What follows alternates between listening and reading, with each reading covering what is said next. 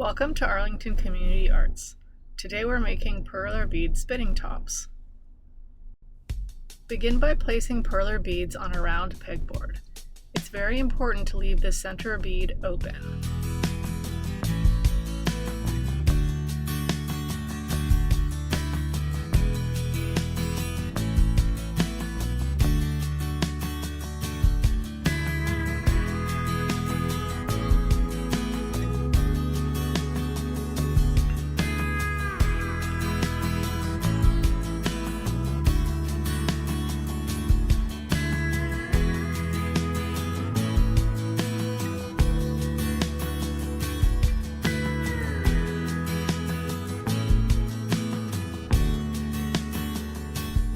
Place parchment paper over your beads and iron.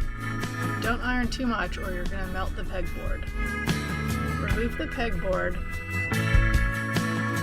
pegboard, flip your design over and iron that side as well. Put some hot glue in the central hole and poke the skewer through it. Put some glue around the base of the skewer and hold it still to dry. When it's done, spin it like a top. Notice how the colors blend or even disappear.